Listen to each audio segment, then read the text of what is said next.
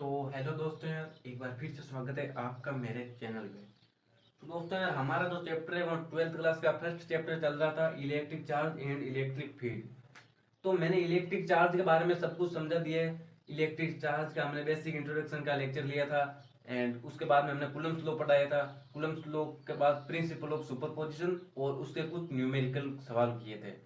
तो I hope आप सारे वो वीडियो देख कर आए होंगे। और अब हम फर्स्ट चैप्टर का सेकेंड पार्ट की तरफ चल रहे हैं, जिसका नेम है इलेक्ट्रिक फील्ड। तो आज के वीडियो के अंदर हम इलेक्ट्रिक फील्ड पे बात करेंगे।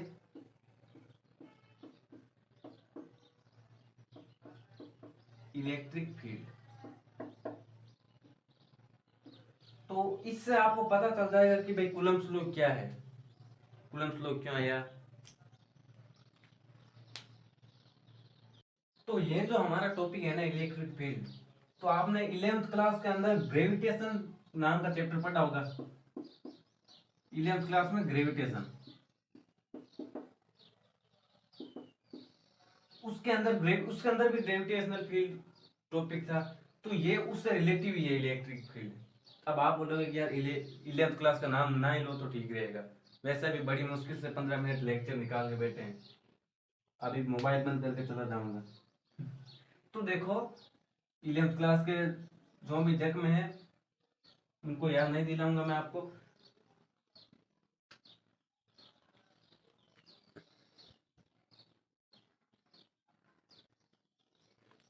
तो देखो, जैसे ये एक चार्ज है प्लस क्यू एक चार्ज है। और यहां पर एक टेस्ट चार्ज है क्यू नॉट। अब क्यू, ये जो क्यू है इसके ऊपर फोर्स लगाएगा लगाएगा ना, ये हमने कूलम्ब फ्लो के अंदर पढ़ा था। इसके ऊपर इस डायरेक्शन में फोर्स लगाएगा। अब मैं आपको पूछूं कि इसने इसके ऊपर फोर्स क्यों लगाया, इसका भी तो आंसर आना था। इसने इसके ऊपर फोर्स क्यों लगाया? क्योंकि हमने कूलम्ब लॉ के तो अंदर ये पढ़ा था कि दो चार्जेस होते हैं ना, उनके बीच में जो फोर्स होती है इंटरेक्शन, तो इसी वजह से फोर्स लगती है। लेकिन इसके अंदर क्या है, इस बात को आप ध्यान से सुना, कि ये जो चार्ज है ना, प्लस का क्यू, इसने अपने अगल बगल अपनी एक फील्ड बना ली है। अपने अगल बगल जैसे ऐसे इसने अपने अगल बगल एक फील्ड बना ली है। अब जब इसके फील्ड के अंदर कोई अदर चार्ज आएगा ना, तो अदर चार्ज आएगा तो इसके ऊपर ये फोर्स लगाएगा। ये तो सिंपल बात है ना, क्योंकि इसके फील्ड के अंदर कोई दूसरा चार्ज आएगा तो इसके ऊपर ये फोर्स लगाएगा। ये प्लस क्यू है। तो अब हमने कूलम्ब फ्लो के अंदर क्या पढ़ा था, कि दो चार्जेस के बीच में जो फोर्स लगती है, दो चार्जेस के बीच में फोर्स लगती है। अब हम बोल रहे हैं कि नहीं नहीं, दो चार्जेस के बीच में फोर्स नहीं लगती है। जब एक चार्जेस के फील्ड के अंदर कोई दूसरा चार्ज आता है ना, तो पहला चार्ज उसके ऊपर फोर्स लगाता है। समझ में आ गया ना आपको? एक बार फिर से बता देता हूँ कि हमने कूलम्ब लॉ के अंदर पढ़ा था कि दो चार्जेस के बीच में फोर्स लगती है। अब हम बोल रहे हैं कि नहीं नहीं, दो चार्जेस के बीच में फोर्स नहीं लगती है। जो पहला चार्ज है ना, इसने अपने अगल बगल एक फील्ड क्रिएट कर ली है। तो जब इसके फील्ड के अंदर कोई दूसरा चार्ज आएगा तो ये इसके ऊपर फोर्स लगाएगा। समझ में आ गई ना आपको ये बात?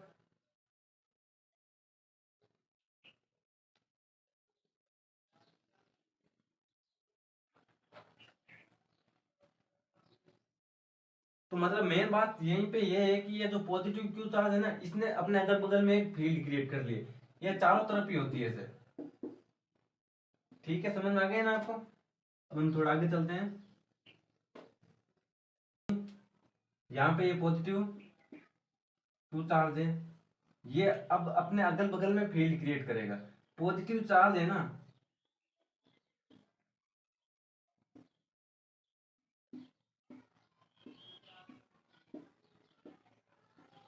तो पॉजिटिव चार्ज की वजह से जो इलेक्ट्रिक फील्ड होगा वो रेडियली आउटवर्ड होगा। रेडियली आउटवर्ड का मतलब जैसे वेव्स होती है ना, वेव ऐसे कैसे जाती है स्पीड से, हम जैसे सुन सुन की आवाज आती है, जैसे हम झाड़ू से तन का निकाल कर ऐसे स्पीड से चलाते हैं तो उसमें से कैसे आवाज आती है, वैसे आवाज आती है, तो वेव्स की तरह।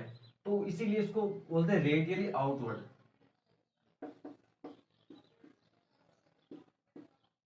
पॉजिटिव चार्ज की वजह से इलेक्ट्रिक फील्ड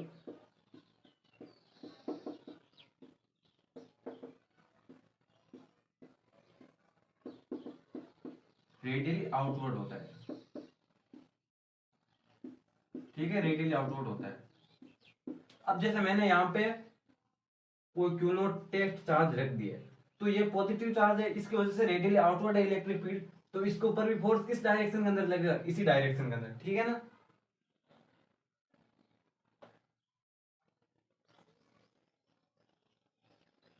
और ये ना, ये सभी चार्जेस की प्रॉपर्टी होती है, चाहे पॉजिटिव चार्ज हो चाहे नेगेटिव चार्ज हो। पॉजिटिव चार्ज है उसकी वजह से इलेक्ट्रिक फील्ड होती है रेडियली आउटवर्ड या अवे फ्रॉम द चार्ज, ये भी लिख सकते हो, अवे फ्रॉम द चार्ज। तो अब क्या लिखना है, every charge create one electric field in the space, मतलब सभी चार्ज है ना वो सभी इलेक्ट्रिक फील्ड बनाते हैं।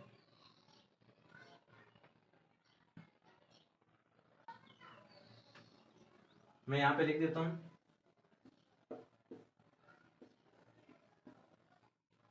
Every charge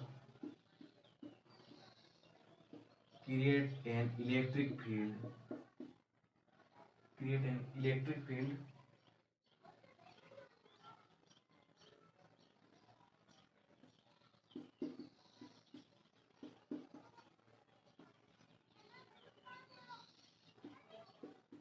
in the space surrounding itself,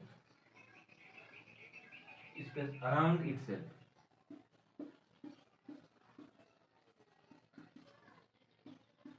around itself, ये समझ में आ गया ना, क्योंकि सभी चार्जेस हैं वो अपने अगल बगल अपनी अपनी फील्ड बनाते हैं, और जब इसकी फील्ड के अंदर कोई टेस्ट चार्ज आता है ना, तो उसको ऊपर अट्रैक्शन या रिपल्सन फोर्स लगती है। अब जैसे आप बोलोगे टेस्ट चार्ज, तो चलो अब हम ये तो टेस्ट चार्ज है ना, इसके बारे में आपको लिखवाता हूँ, क्योंकि अब जैसे आप तो बोलोगे कि भैया यहाँ पे क्यों टेस्ट चार्ज है, इसने तो अपनी फील्ड क्रिएट कर ली, तो ये भी करना चाहिए ना। तो ऐसी बातें जो आपके दिमाग में आती है उसका भी सोल्यूशन निकालते हैं। जैसे लिख लो, टेस्ट चार्ज ऑलवेज पॉजिटिव, मतलब इसके ऊपर जो ये जो नेचर है ना, ये नेचर में हमेशा पॉजिटिव रहेगा, नेगेटिव टेस्ट चार्ज कभी भी नहीं होने वाला है। एंड और दूसरा, ये जो टेस्ट चार्ज है ना क्यू नॉट, ये बहुत ही छोटा होता है, बहुत ही छोटा होता है, इस वजह से इस वजह से होता है क्योंकि ये अपनी इलेक्ट्रिक फील्ड अब क्रिएट कर ही नहीं पाता, इसके पास में कैपेसिटी भी नहीं होती है। Test charge is very very small, तो ये बात में ध्यान रखना, क्योंकि टेस्ट चार्ज हमेशा पॉजिटिव होता है, इस ये नेगेटिव कभी भी नहीं होता है, इसी वजह से इसको रिपल करे। अब यहाँ पे नेगेटिव होता तो ये अपनी तरफ अट्रैक्ट कर लेता, क्योंकि ये पॉजिटिव ही रहता है। दूसरा, ये टेस्ट चार्ज हमेशा बहुत ही छोटा होता है, छोटा होने की वजह से इसका जो मैग्नीट्यूड होता है वो भी कम होता है, और ये अपनी इलेक्ट्रिक फील्ड क्रिएट नहीं कर पाता है। तो इसे मिटा देता हूँ मैं। अब हम चलते हैं नेगेटिव चार्ज के बारे में।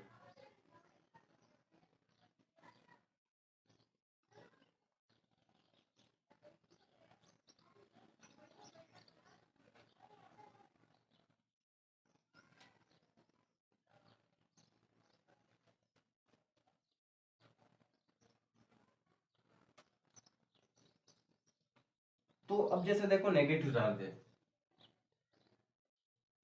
ये नेगेटिव चार्ज है, तो नेगेटिव चार्ज की वजह से ना जो इलेक्ट्रिक फील्ड लाइंस होगी वो इसकी तरफ होगी, मतलब कि रेडियली इनवर्ड,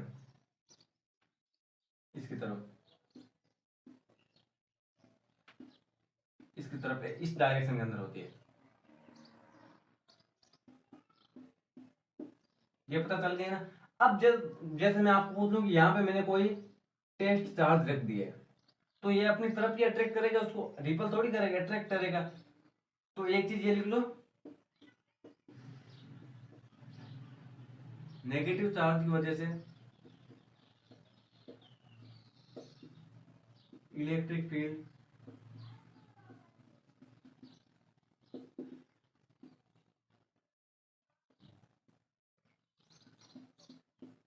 रेडियली इनवर्ड होती है।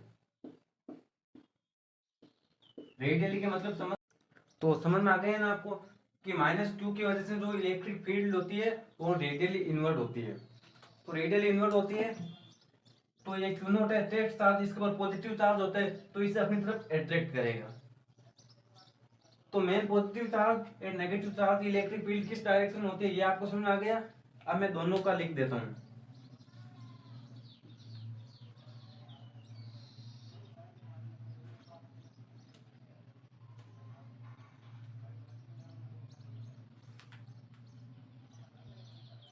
तो एक बार फिर से देख लो कि पॉजिटिव चार्ज है ना, जिसकी इलेक्ट्रिक फील्ड होती है away from the charge, away from मतलब चार्ज से दूर, away from the charge. And negative charge की वजह से जो इलेक्ट्रिक फील्ड होती है वो होती है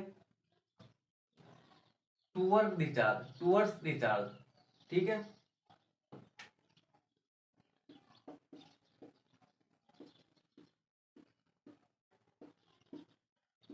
पॉजिटिव चार्ज की वजह से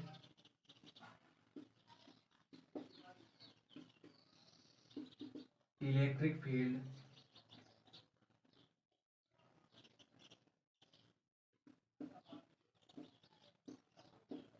away from the charge, away from the charge. And negative charge की वजह से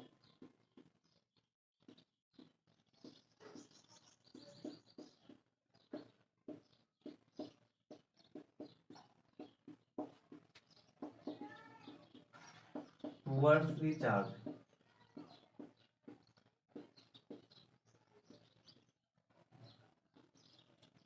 एंड अब दोनों की इलेक्ट्रिक फील्ड कैसे लाइनें कैसे होती है वो मैं यहाँ पे बता देता हूँ। ये पॉजिटिव चार्ज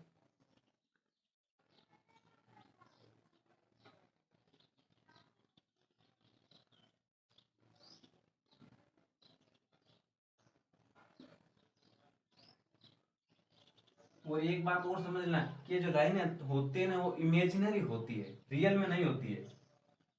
ये हम इमेजिन ही नहीं कर सकते हैं। अब रियल में ऐसा दिखती थोड़ी, हमें दिखेगी थोड़ी, वेव होती है वो हमें दिखाई थोड़ी देती है, लेकिन होती है ना रेडियली।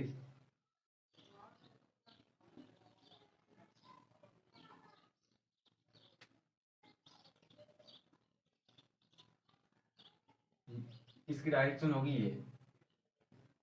एंड जो टेस्ट चार्ज होता है वो होता है पॉजिटिव। तो जब पॉजिटिव चार्ज यहाँ पे रख देंगे तो ये अपनी तरफ अट्रैक्ट करेगा पॉजिटिव टू, इसकी इलेक्ट्रिक फील्ड रेडियली आउटवर्ड होती है। यहाँ पे जैसे नेट चार्ज टेस्ट चार्ज रख दिया मैंने क्यू नॉट, ये बहुत ही स्मॉल होता है तो ये अपनी ये रिपल कर लेगा। ठीक है, तो इसका ना डिफरेंस यही। एंड जो नेगेटिव चार्ज होती है वो टेस्ट चार्ज को अपनी तरफ अट्रैक्ट करता है। ठीक है, अब एक चीज एक और लिख लो, क्योंकि ये जो फील्ड लाइन है ना वो नेट चार्ज की तरफ ही हो, टेस्ट चार्ज की तरफ ही होती है। अब जैसे टेस्ट चार्ज यहाँ पे कोई जरूर थोड़ी यहाँ पे हो जाता है, तो ये ऐसे थोड़ी है कि जो ये जो फील्ड लाइन है ये ऐसे यहाँ से फोल्ड होकर इसकी साइड आएगी, नहीं आएगी। क्योंकि ये दिखने मैंने तो ऐसे ही 3-4 बनाई है, बाकी ऐसे इंफिनिटी लाइन होती है ऐसे। ठीक है ना, ये पता चल गया आपको। तो फील्ड लाइन है ना वो टेस्ट चार्ज की तरफ ही होती है। एंड और बाकी वही बात, पॉजिटिव चार्ज की वजह से फील्ड लाइन रेडियली आउटवर्ड या away from the charge, and negative charge की वजह से टूवर्ड द चार्ज या टूवर्ड द चार्ज या रेडियली इनवर्ड। अब आपके मन में ये सवाल आएगा कि जैसे यहाँ पे हमने ये क्यू नॉट चार्ज रख दिया, ठीक है, यहाँ पे तो ये पास में ही है, तो जैसे क्या इस नेट चार्ज को टेस्ट चार्ज को जैसे दूर रख देंगे तो क्या फोर्स जीरो हो जाएगी क्या, ये सवाल भी आना चाहिए, क्या फोर्स जीरो हो जाएगी। जैसे यहाँ पे ये इलेक्ट्रिक फील्ड यहाँ तक है, मैंने यहाँ पे रख दिया टेस्ट चार्ज को, तो क्या इस यहाँ की वजह से यहाँ पे फोर्स जो कम लगेगी या ज्यादा लगेगी।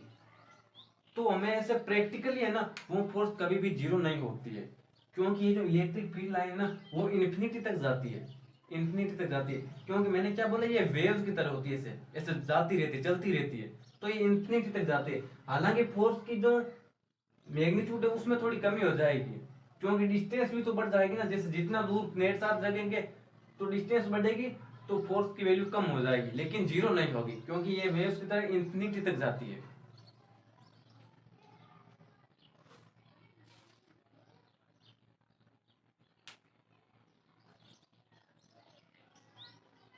तो आपकी फोर्स होगी वो कम जरूर होगी लेकिन जीरो नहीं होगी।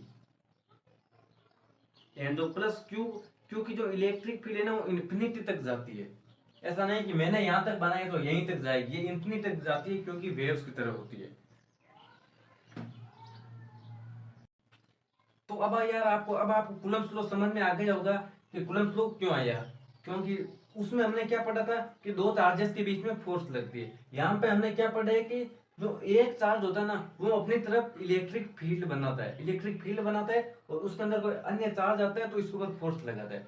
अब यहाँ पे तो इस क्यू नोट ने अपनी फील्ड नहीं बनाई है, इसीलिए ये इसके ऊपर फोर्स नहीं लगा पाई है क्योंकि इसने अपनी फील्ड नहीं बनाई। यदि मैं यहाँ पे कोई दूसरा चार्ज एक और क्यू रख दूं ना, इसकी ये काफी बड़ा है तो ये अपनी फील्ड बनाएगा तो ये इसके ऊपर भी फोर्स लगाएगा। इसी वजह से जो कूलम्ब्स लॉ है ना उसमें एक दोनों चार्ज अपने ऊपर, दोनों चार्ज एक दूसरे के ऊपर इक्वली फोर्स लगाते हैं। समझ आ गया ना। तो अब हम चलते हैं आगे। अब हम ये पढ़ेंगे कि ये चार्ज है, जैसे जैसे डिस्टेंस बढ़ेगी ना तो फोर्स जीरो नहीं होगी लेकिन फोर्स कम जरूर होगी। तो कम होगी, वो कितनी कम होगी यार, और जो इलेक्ट्रिक फील्ड है वो कम होगी। इसका मैग्नीट्यूड के बारे में भी पढ़ेंगे कि इलेक्ट्रिक फील्ड का मैग्नीट्यूड क्या होता है। ठीक है,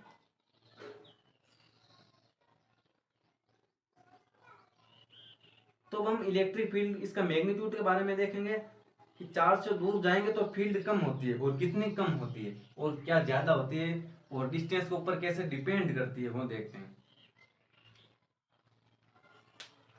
तो इसे मिटा देता हूं मैं।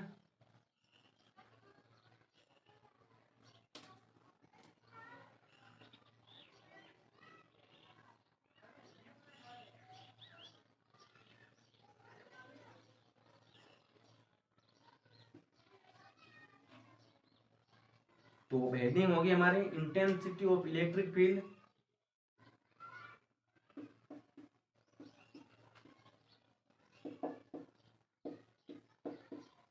Intensity of electric field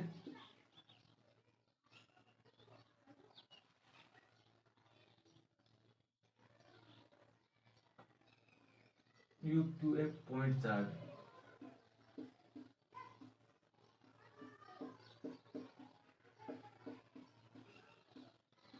due to a point charge, ठीक है।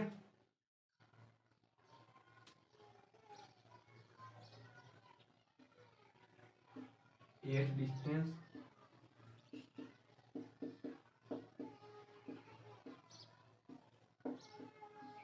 डिस्टेंस आर से। हेडिंग थोड़ी बड़ी है, देखो intensity of electric field due to a point charge Q at distance R from, मतलब आर डिस्टेंस है। तो अब देखो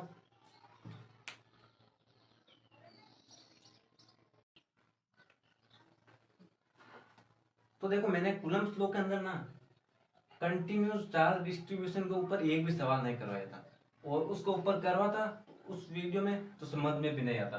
अब करवाऊंगा तो आपको अच्छे से समझ में आएगा, कोई चिंता करने की बात नहीं है। तो अब हम चलते हैं इसके ऊपर। जैसे देखो यहाँ पे एक चार्ज है प्लस क्यू चार्ज है, यहाँ इससे आर डिस्टेंस के ऊपर एक बिंदु P है, एक पॉइंट P मान लिया। अब इसकी वजह से यहाँ पर जो इलेक्ट्रिक फील्ड होगा ना उसका मैग्नीट्यूड निकालना है हमको। तो वो हम कैसे निकालेंगे देखो। तो सबसे पहले क्या करना है कि P के ऊपर एक हम टेस्ट चार्ज Q नोट रख लेंगे, एंड इलेक्ट्रिक फील्ड को हम इसी से डिनोट करेंगे, इलेक्ट्रिक फील्ड। तो अब जो है ना उस P के ऊपर जो टेस्ट चार्ज है ना उसके ऊपर ये जो फोर्स लगाएगा वेन अपॉन वेन जो टेस्ट चार्ज है ये इसका मैग्नीट्यूड। तो ये है आपका इलेक्ट्रिक फील्ड, किसी भी पॉइंट के ऊपर इलेक्ट्रिक फील्ड निकालने का फॉर्मूला। अब हम कैसे करेंगे, फोर्स निकालेंगे, इसके ऊपर फोर्स क्या होगी कूलम्ब्स लॉ से निकालेंगे, के क्यू नोट डिस्टेंस आर है तो आर का स्क्वायर।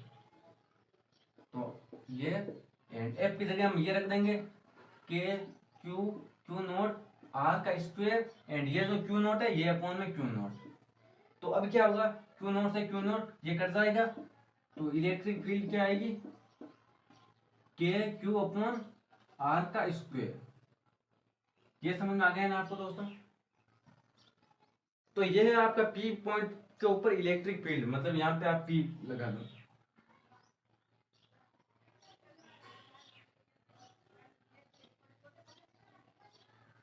और वैसे ही ये तो P पॉइंट ऊपर है, तो R जैसे R को छोटा कर दे बड़ा कर दे तो यहाँ पे ये आपको ध्यान में रखना है, इसी से ये आई है, ये याद रहेगा। तो इससे आप एग्जाम के अंदर बोर्ड के अंदर डेरिवेशन भी आ जाता है, डेरिवेशन ज्यादा इंपॉर्टेंट होता है, तो आपको वो लिख देना। मैं वो फालतू की डेफिनेशन नहीं लिख रहा हूँ कि एक हमने क्यू चार्ज लिया, इसे आर डिस्टेंस के ऊपर एक क्यू नोट टेस्ट चार्ज रखा, तो उसको बाद में ये लिखना। तो ये आपको मैंने जो बोला है ना वो लिख देना है, बाकी मैं यहाँ पे बोर्ड के ऊपर लिखूंगा तो फिर कंसेप्ट का क्या मजा आएगा यार।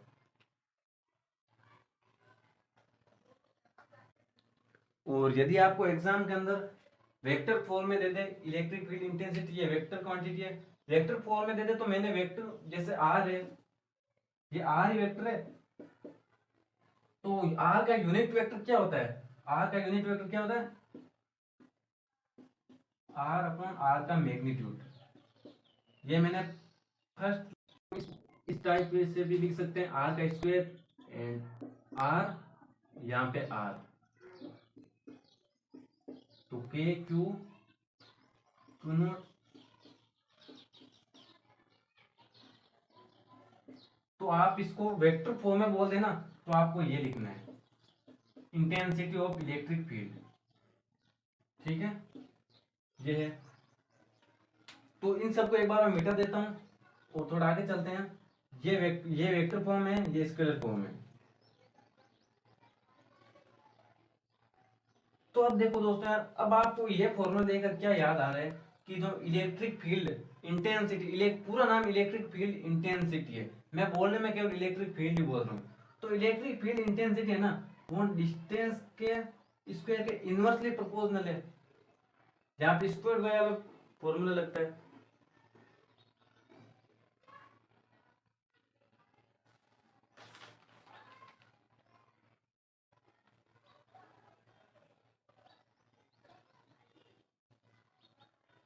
तो यही है कि जो इलेक्ट्रिक फील्ड इंटेंसिटी है वो डिस्टेंस के इनवर्सली प्रोपोर्शनल है। इनवर्सली प्रोपोर्शनल का मतलब क्या है, ई पी 1/r का स्क्वायर, ये है ना। अब हम इसका ग्राफ कैसे ग्राफ बनाएंगे, तो ग्राफ कैसा बनेगा,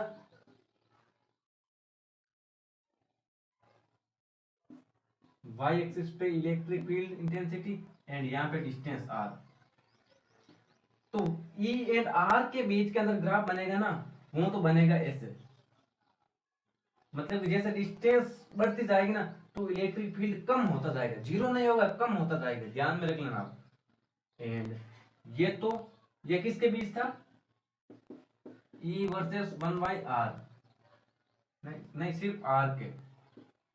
एंड अगर एग्जाम के अंदर आपको ई वर्सेस 1/r के बीच का ग्राफ बनाने को बोल देना, तो 1/r के बीच का जो ग्राफ होगा ना वो ही होगा, ये ग्राफ होगा E एंड 1/r, क्योंकि 1/r के तो प्रोपोर्शनल है ना यार, 1/r के तो प्रोपोर्शनल है, जबकि r के इनवर्सली प्रोपोर्शनल है। अब इनवर्सली प्रोपोर्शनल का मतलब वो सेम ही वही कूलम्ब लॉ के अंदर मैंने जो क्वेश्चन करवाए थे ना वही लगते हैं, जैसे r डिस्टेंस को डबल कर दे तो इलेक्ट्रिक फील्ड इंटेंसिटी वो क्या होगी, कितनी कम होगी, यदि r को डबल कर देंगे ना तो इलेक्ट्रिक फील्ड इंटेंसिटी 4 गुना कम हो जाएगी। जैसे r को ट्रिपल कर दे तो इलेक्ट्रिक फील्ड इंटेंसिटी 9 गुना कम हो जाएगी। जब r को कम कर देंगे तो इलेक्ट्रिक फील्ड बढ़ जाएगी, इलेक्ट्रिक फील्ड इंटेंसिटी बढ़ जाएगी, एंड r को बढ़ा देंगे तो इलेक्ट्रिक फील्ड इंटेंसिटी कम हो जाएगी। बोलने में भी यार थोड़ी बहुत गलती हो गई होगी कि जैसे r को हम बढ़ा देंगे ना, जैसे r को हमने दोगुना कर दिया तो इलेक्ट्रिक फील्ड इंटेंसिटी 4 गुना कम हो जाएगी, एंड जब r को कम कर देंगे तो इलेक्ट्रिक फील्ड इंटेंसिटी बढ़ जाएगी, ठीक है।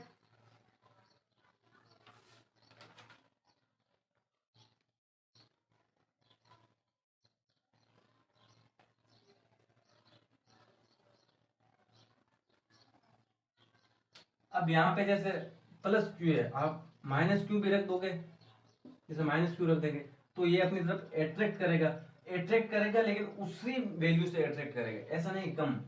यहाँ पे चार्ज क्यू इसकी नेचर है नेगेटिव है, क्यू का मान थोड़ा बढ़ा देंगे तो उस ज्यादा फोर्स से अट्रैक्ट कर लेगा, कम कर देंगे तो कम फोर्स से अट्रैक्ट करेगा।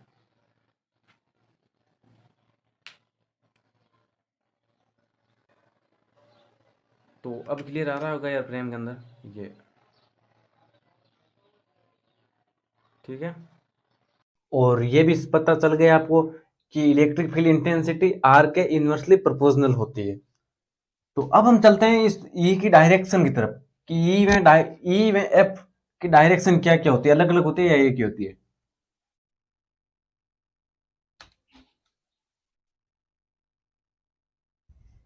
तो देखो जैसे यहाँ पे ये प्लस क्यू चार्ज है, यहाँ पे ये टेस्ट चार्ज क्यू नोट है, बीच की डिस्टेंस आर है, तो इस ये प्लस है तो इसके ऊपर फोर्स लगाएगा इस डायरेक्शन के अंदर। ये समझ में आ गया आपको। एंड मैंने बताया था कि प्लस क्यू से इलेक्ट्रिक फील्ड होती है वो अवे अवे फ्रॉम चार्ज होती है, ठीक है, away from charge. And force भी अवे फ्रॉम चार्ज है। तो मतलब यहाँ पे तो फोर्स एंड इलेक्ट्रिक फील्ड की डायरेक्शन दोनों सेम ही है, फोर्स एंड इलेक्ट्रिक फील्ड की डायरेक्शन सेम है। तो ये नेगेटिव चार्ज होता तो भी यही होगा, दोनों में लिख लो ई व एफ की डायरेक्शन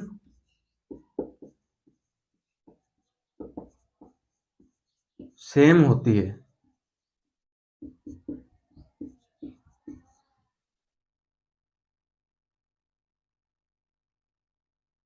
डायरेक्शन सेम होती है या ऐसे भी लिख सकते हो ई की डायरेक्शन एफ की डायरेक्शन में ही होती है। अब जैसे यहां पे मैं -2 कर दूं तो क्या होगा,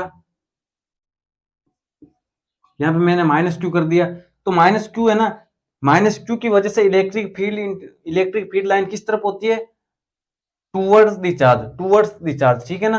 तो इसकी वजह से इलेक्ट्रिक फील्ड लाइन इस तरफ होगी, इस तरफ ना होकर। एंड ये भी मैंने बताया था कि ये टेस्ट चार्ज है वो पॉजिटिव होता है तो ये नेगेटिव है तो इसकी तरफ भी अट्रैक्ट कर लेगा। तो ये एफ ये ई, मतलब कि फोर्स में इलेक्ट्रिक फील्ड इंटेंसिटी की डायरेक्शन ये सेम ही है, अलग अलग नहीं है। तो ये लाइन एकदम ठीक है, ई में एफ की डायरेक्शन सेम ही होती है। तो डायरेक्शन भी पता चल गया आपको। अब unit of electric field intensity, unit of electric field intensity, तो मैंने इलेक्ट्रिक फील्ड इंटेंसिटी का फॉर्मूला क्या बताया था, फोर्स अपॉन क्यू नॉट, ठीक है। अगर आप इससे यूनिट निकालोगे ना, इससे तो इससे थोड़ी डिफिकल्ट हो जाएगी, इससे आप निकाल नहीं पाओगे। तो आपको मेन यही याद रखना है। तो क्या होगी यूनिट फोर्स की, ऐसा यूनिट न्यूटन एंड क्यू की कूलम, तो ये हो गई न्यूटन, आप इसको ऐसे लिख लेना। तो न्यूटन कूलम हो गई ई की एसआई यूनिट। एक चीज एक और देख लो आप, जैसे यूनिट हो गई। अब जैसे ये चार्ज है ना, यहाँ पे मैं फिर से प्लस ही लगा देता हूँ, ठीक है। तो प्लस चार्ज मानेंगे तो थोड़ा समझ में आसानी से आ जाएगा आपको, फोर्स में क्यू नॉट। अब जैसे हमारे फॉर्मूले से क्या आता है, हमारा फॉर्मूला क्या था इलेक्ट्रिक फील्ड इंटेंसिटी का, के क्यू अपॉन आर का स्क्वायर। तो जैसे आर डिस्टेंस बढ़ती जाएगी तो इलेक्ट्रिक फील्ड इंटेंसिटी कम होती जाएगी। यही तो इनवर्स लॉ है, मतलब कि इनवर्सली प्रोपोर्शनल का मतलब क्या है कि जैसे आर बढ़ेगी तो ई कम होगा। इस ये आपको रिलेशन अच्छे से समझ होगा, एक बार मैं अलग से बता देता हूँ आपको कि इनवर्सली प्रोपोर्शनल का मतलब क्या होता है, ई 1/r। तो यहाँ पे जब आर कम होगा तो इनवर्स मतलब कि प्रतिलोम, तो ई है वो बढ़ जाएगा। ये पता चल गया, ये शायद मैंने पिछले लेक्चर में शायद बताया था। और जब आर बढ़ा देंगे तो ई कम हो जाएगा। ये तो हमारे ये तो मेथड से प्रैक्टिकली भी देखे ना, तो जब आर बढ़ जाएगी ना तो इसकी फील्ड लाइन कम होती जाएगी ना भैया, कम होती जाएगी तो इलेक्ट्रिक फील्ड इंटेंसिटी कम हो जाएगी। तो ये पता है। तो अब देखो, अब मैं क्या बोल रहा हूँ कि जैसे आर हम धीरे धीरे पास में आते जाएंगे ना, धीरे धीरे पास में आएंगे तो ई बढ़ती जाएगी, क्योंकि आर कम होगी तो ई बढ़ेगी। धीरे धीरे पास में आएंगे तो ई बढ़ती जाएगी। तो क्या यहाँ पर आ जाएंगे, इस चार्ज के ऊपर ही आ जाएंगे तो इलेक्ट्रिक फील्ड इंटेंसिटी क्या सबसे मैक्सिमम होगी क्या, बताओ आप। तो इसका कॉन्सेप्ट ध्यान रखना है कि इस क्योंकि खुद की पोजीशन के ऊपर इलेक्ट्रिक फील्ड इंटेंसिटी डिफाइन ही नहीं है, नॉट डिफाइन या अनडिफाइन है, ठीक है ना। ऐसा नहीं कि आप बोल दोगे कि भाई अनडिफाइंड कैसे होगी, आर तो हो जाएगी जीरो, तो के क्यू जीरो का स्कोर। अब अनंत इन्फिनिटी मत कर देना, इन्फिनाइट मत कर देना, ठीक है ना, अनडिफाइन कर देना, नॉट डिफाइन, हम यहाँ पे हम डिफाइन नहीं कर सकते हैं। और ये सब है ना, ये पॉइंट चार्ज पे ही वैलिड है। इसको मिटा देता हूं मैं जो भी बोल रहा हूँ ना यार, ये लिखते जाना आप कॉपी के अंदर, नहीं लिखोगे तो फिर लेक्चर को वापस से देखना पड़ेगा और उसमें आपका टाइम ज्यादा चला जाएगा। क्योंकि नोट जो भी मैं बोल, अगर आप नोट करोगे ना, जैसे ये 1 घंटे का लेक्चर हो गया और आपने पूरा सब कुछ कॉपी के अंदर नोट किया है और ये लेक्चर पूरा समझ में आ गया, तो उस नोट्स को रिवीजन करने में आपको ज्यादा से ज्यादा 10 या 15 मिनट ही लगेंगे। इसीलिए यही है, लिखने का फायदा यही होता है। तो क्या, जैसे मैंने क्या बोला कि ये जो भी कंसेप्ट है ये पॉइंट चार्ज के ऊपर ही डिपेंड करता है।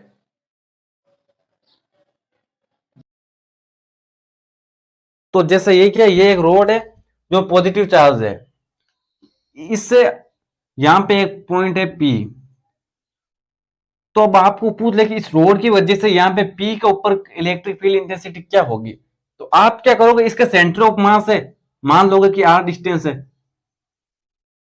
ये आर डिस्टेंस, अब आप उस फॉर्मूले को यूज में ले लोगे, इसके ऊपर क्यू चार्ज है, पी के ऊपर क्यू नोट टेस्ट चार्ज रख दिया, तो लेकिन उस मेथड से ये नहीं होने वाला, ये मैं बता देता हूं, क्योंकि आप यहाँ पे क्या है, कंटिन्यू चार्ज डिस्ट्रीब्यूशन है, कंटिन्यूस चार्ज डिस्ट्रीब्यूट है, इसलिए यहां से ऐसा नहीं कि सेंट्रो मास से ले लिया तो इस साइड में भी है इस साइड में भी है, तो आर डिस्टेंस यहाँ पे वैलिड नहीं होगी। इसके लिए मैं अगले लेक्चर्स में आपको बताऊंगा, अगले लेक्चर भी देखना, ऐसे क्वेश्चन करेंगे जिसमें बहुत मजा आएगा।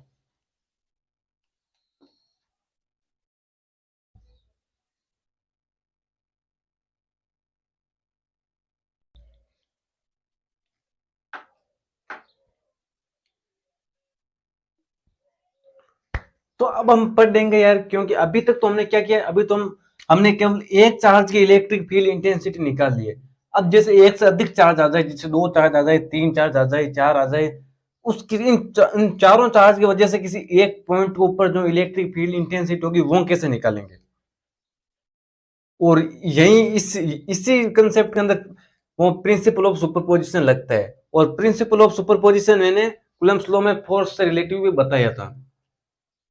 तो अब काफी बच्चे सोचेंगे कि यार वो तो हमने पढ़ा नहीं है, तो वो नहीं पढ़ा है तो अभी तो आप ये देख लो, अभी उसके बिना भी ये समझ में आ जाएगा।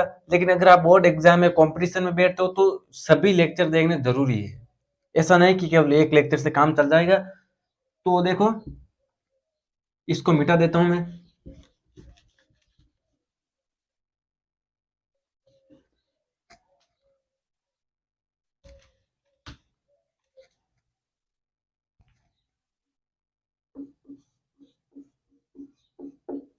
Electric field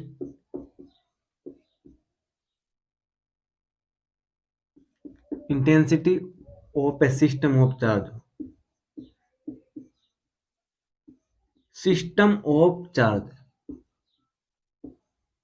system of charge, यहीं पे प्रिंसिपल ऑफ सुपरपोजिशन यूज होगा, प्रिंसिपल ऑफ सुपरपोजिशन।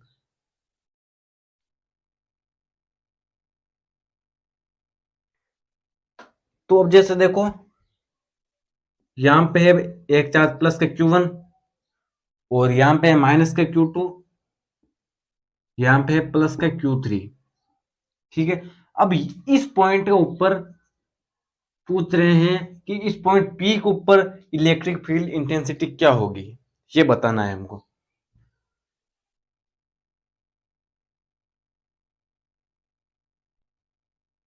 तो हमें क्या बताना है, इस पॉइंट P के ऊपर नेट इलेक्ट्रिक फील्ड। तो सबसे पहले डायरेक्शन समझ लेते हैं हम, डायरेक्शन भी तो जरूरी है, माइनस प्लस का लपड़ा समझने से बजाय आप डायरेक्शन समझ लो, यहाँ पे प्लस Q1 है, यहाँ पे P है, तो इसकी वजह से इलेक्ट्रिक फील्ड की डायरेक्शन होगी यहाँ पर ये E1, एंड यहाँ पे ये माइनस Q2 है, तो इसकी वजह से इलेक्ट्रिक फील्ड इसकी तरफ होगी, ठीक है। एंड यहाँ पे ये प्लस Q3 है, तो इसकी वजह से इलेक्ट्रिक फील्ड इसकी तरफ होगी। ये तीनों समझ में आए कि नहीं आए आपके? इसको बोल देते हैं E3 E2।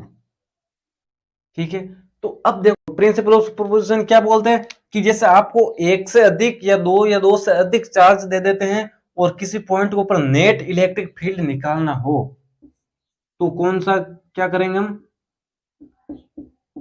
तो E1 plus E2 plus E3 इन सभी का वेक्टर सम कर देना। तो ये है इसका फॉर्मूला, यही प्रिंसिपल ऑफ सुपरपोजिशन है। अब यहां पे ये भी नहीं होगा कि इसका भी तो इलेक्ट्रिक फील्ड है, इसका इलेक्ट्रिक फील्ड है इंफिनिटी तक होगा, मैंने बोला था इसका इलेक्ट्रिक फील्ड, तो इसकी वजह से यहाँ पे इस तरफ होगा और इसकी वजह से इस तरफ होगा। लेकिन यहाँ पे ये बात याद में रख लेना, प्रिंसिपल ऑफ सुपरपोजिशन का मतलब भी यही होता है कि इसका इलेक्ट्रिक फील्ड है ना, वो इसकी वजह से इसके ऊपर कोई इफेक्ट नहीं पड़ेगा।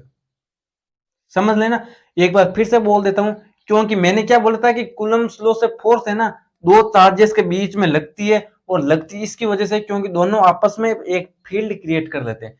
जब एक फील्ड क्रिएट कर लेते हैं तो दोनों के चार्ज एक दूसरे को अट्रैक्शन या रिपल्सन करते हैं।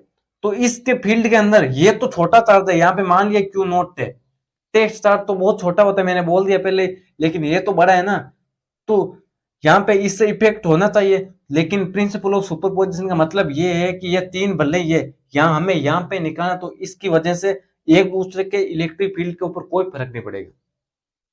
ठीक है, और जैसे इसका भी हो, इसका भी इस तरफ हो, तो इनके ऊपर कोई फर्क नहीं पड़ेगा।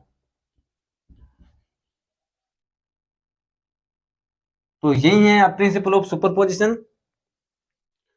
तो ई नेट एट एनी पॉइंट सबका वेक्टर सम कर लेना, क्योंकि एट्रैक्शन कोई रिपल्सन करेगा, इसीलिए vector sum, attract and repulsion. And अब आप ई का फॉर्मूला जानते हो, ई का फॉर्मूला क्या होता है? जैसे E1 निकाल के बता देता हूं, के क्यू अपॉन आर का स्क्वायर। आर क्या है? आर यहां पे और इसके बीच की जो डिस्टेंस है ना वो आर होती है। अब जैसे यहाँ पे के क्यू1 लिख देंगे, के क्यू1 आर का स्क्वायर, एंड के क्यू2 आर का, यहाँ पे भी मान लो भाई डिस्टेंस सेम है, मान लो आप के क्यू2 आर का स्क्वायर प्लस के क्यू3 आर का स्क्वायर। तो यहाँ पे भी ई नेट मान लो आप, मान लिया कि भाई इसकी इस डिस्टेंस आर है, यहां से यहाँ भी आर है, ये भी आर डिस्टेंस है, एंड Q1 Q2 Q3। अब एक बात और ध्यान में रख लो कि मैंने कूलम्ब्स लॉ के अंदर, कूलम्ब्स लॉ में किस रिलेटिव? फोर्स से रिलेटिव बताया था। जब दो चार्जेस जैसे 3 4 4 5 कितने भी चार्ज देते हैं और किसी एक चार्ज के ऊपर फोकस करे और उसके ऊपर फोर्स पूछ ले, तो उसका फॉर्मूला क्या था? F net F1 plus F2 plus F3, इन सभी का वेक्टर सम कर लेना है, क्योंकि कोई अट्रैक्शन होगा किसी के बीच रिपल्सन होगा, तो ये F नेट। तो और F का फॉर्मूला क्या था? यहां पे मैं लिख देता हूं, के Q1 Q2 R का स्क्वायर, एंड यहां पे सिर्फ के Q1 ही है। अब जैसे इनके बीच में फोर्स के Q1 Q नॉट R का स्क्वायर, के Q2 Q नॉट R का स्क्वायर, के Q3 Q नॉट R का स्क्वायर, डिस्टेंस सब के बीच में R ही है, सेम मान ली। अब यहाँ पे आप इस साइन से बिल्कुल बिल्कुल भी कंफ्यूज नहीं होना, क्योंकि साइन की जगह हमने डायरेक्शन ले ली है। अगर डायरेक्शन इसकी इस तरफ मान ले देंगे ना तो माइनस आ जाता। ठीक है, समझ में आ गया आपको?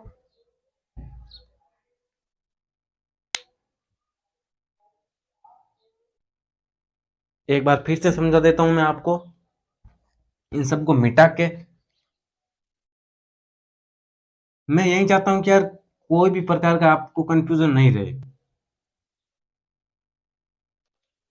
तो एक बार फिर से देख लो कि कूलम्ब्स लॉ के अंदर हमें, कूलम्ब्स लॉ के अंदर प्रिंसिपल ऑफ सुपरपोजिशन क्या बताता है कि जैसे 3 4 कितने भी चार्ज है ना, वो किसी एक फोकस के चार्ज के ऊपर फोकस करें तो उसके ऊपर नेट फोर्स कितना लगेगा, वो हमें कूलम्ब्स लॉ में प्रिंसिपल ऑफ सुपरपोजिशन बता देता है।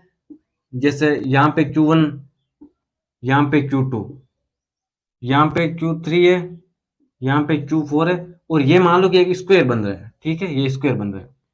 ऐसे क्वेश्चन मैंने सेम कूलम्स लॉ के अंदर करवाए थे, आपको, आप देख कर आए होंगे।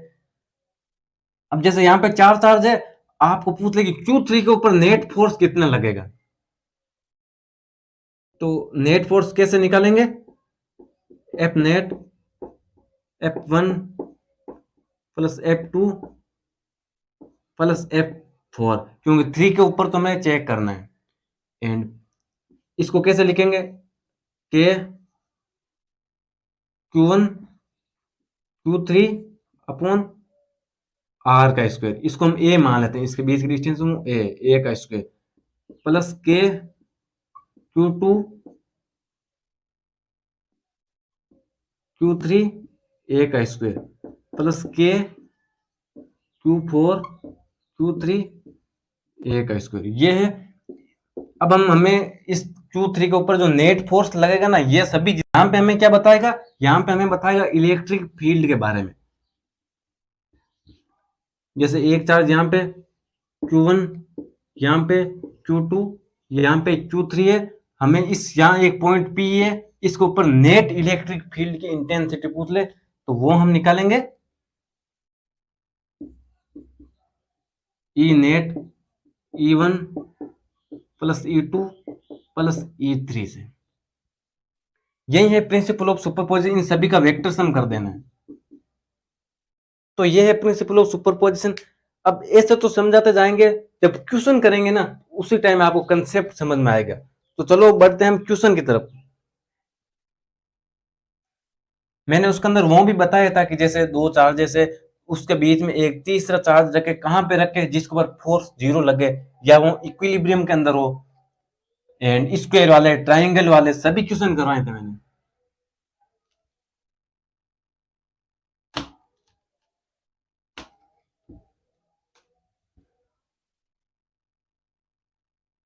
तो आप क्वेश्चन देखो अब।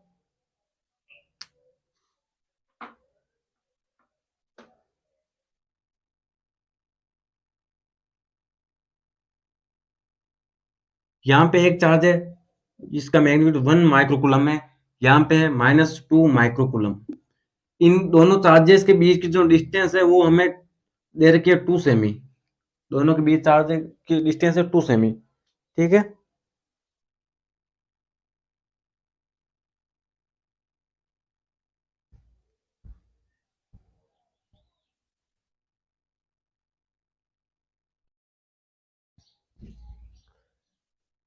तो अब देखो, वो चार्जेस केप्ट इन वैक्यूम, दोनों को वैक्यूम के अंदर रखा है, और हमें क्या निकालना है?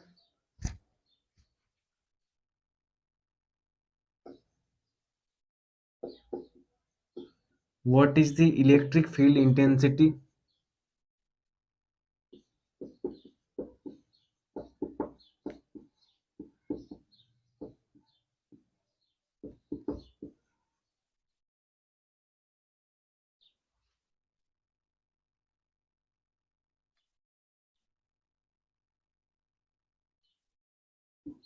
At the mid point,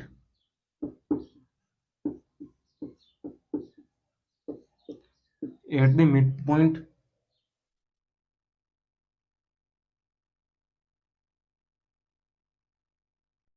of the line joining charges, line joining charges, ये है आपका क्वेश्चन। एक बार फिर से समझा देता हूं मैं। यहाँ पे एक चार्ज है, इसको मान लो 1, इसको मान लो 2। यहाँ पे एक चार्ज 1 माइक्रोकूलम का, यहाँ पे माइनस का 2 माइक्रोकूलम का। दोनों चार्जेस के बीच की डिस्टेंस दे दिया 2 सेंटीमीटर। हमें क्या, और इन दोनों चार्जेस को वैक्यूम के अंदर रखा है, वैक्यूम में। And what is the electric field intensity at the mid point, मतलब कि इनका मिड पॉइंट है ना यहाँ पे, यहाँ पे हमें इलेक्ट्रिक फील्ड इंटेंसिटी निकालनी है।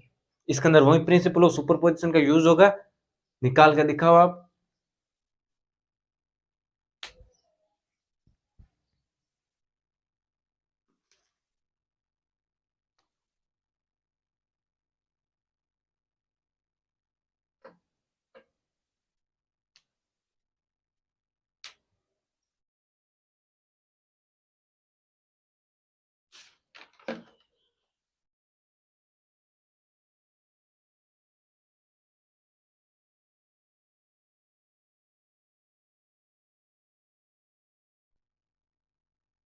तो चलो मैं करता हूँ इस क्वेश्चन को, इसको मिटा देता हूँ मैं।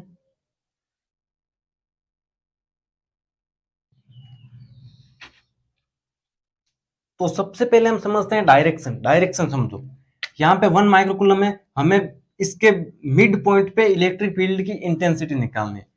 तो इसकी इसकी वजह से यहाँ पे इलेक्ट्रिक फील्ड की डायरेक्शन होगी, वो कैसे होगी, ऐसे होगी, इस डायरेक्शन के अंदर होगी या नहीं होगी। इसको बोल देते हैं E1। यहाँ पे नेगेटिव चार्ज है, क्योंकि मैंने बताया था कि पॉजिटिव चार्ज की वजह से electric field intensity away from the charge होती है, away from the charge, and negative की वजह से टुवर्ड द चार्ज होती है। तो इसकी वजह से भी यहाँ पे इलेक्ट्रिक फील्ड इंटेंसिटी इसकी तरफ होगी, ये हो गई E2। तो अब देखो E नेट, यहाँ पे P पॉइंट मान लेते हैं हम, E नेट P पर। अब एक ही डायरेक्शन में, तो दोनों को ऐड करेंगे हम, E1 प्लस E2। जैसे यदि है ना E2 इस तरफ होता है, E1 इस तरफ होता ना, तो दोनों को सब्सट्रैक्ट करना पड़ता। तो अब E1 क्या होता है, फॉर्मूला E का मैंने बताया था, E के क्यू अपॉन आर का स्क्वायर प्लस के क्यू अपॉन आर का स्क्वायर। तो आर है ना, आर दोनों के लिए सेम ही है। क्यों है बताऊं, दोनों के बीच की डिस्टेंस 2 सेमी दे दी है, एंड हमें बोल दिया कि मिड पॉइंट पे, तो मिड पॉइंट 1 देख लो कि आर है ना, आर दोनों के लिए सेम ही होगा, E1 में E2 के लिए। क्यों होगा, क्योंकि बीच की डिस्टेंस 2 सेमी है, मिड पॉइंट में निकालना है, तो यहां से भी 1 सेमी, यहां से भी 1 सेमी, तो 1 सेमी दोनों के लिए बराबर है। एंड के आर स्क्वायर ये सेम है, तो इनको हमने कॉमन ले लिया, ठीक है। Q1 प्लस Q2, यहाँ पे एक बार 1, यहाँ पे भी 2। तो अब देखो दोनों चार्जेस को वैक्यूम में रखा था, तो एक चीज अगर मैं क्वेश्चन के अंदर लिख देता था ना के का मान, तो आप मुझे पता है याद नहीं करते, तो यहाँ पे मैं अलग से बताऊंगा तो आपको याद हो जाएगा। तो वैक्यूम के लिए के का मान होता है 9 इंटू 10 की power 9 newton metre square coulomb का स्क्वायर। तो ये है वैक्यूम के लिए के का मान 9 इंटू 10 की पावर 9, ये इसकी यूनिट है। तो अब चलने देखिए, यहाँ पे भी 9 इंटू 10 की पावर 9, आर का स्क्वायर, आर क्या है 1 सेमी, 1 सेमी, लेकिन इसे ऐसा यूनिट में रखेंगे तो मीटर में बदलना पड़ेगा, तो मीटर में तो 10 की पावर -3, तो आर का स्क्वायर है 10 की पावर-3 का स्क्वायर है। एंड अब Q1 1 माइक्रोकुलम। अब एक बात और ये देख लो, माइक्रोकुलम का मतलब होता है 10 की पावर-3, नहीं -6 होता है, सॉरी, मिलीकुलम का होता है, मिलीकुलम होता है -3, माइक्रो होता है -6, नैनो होता है -9। तो अब क्या, 10 - 6 प्लस 2 3 2 माइक्रोकुलम, तो 2 इंटू 10 की पावर-6। अब हम निकालेंगे आंसर इसका। यहाँ पे यार बहुत ज्यादा गर्मी हो रही है।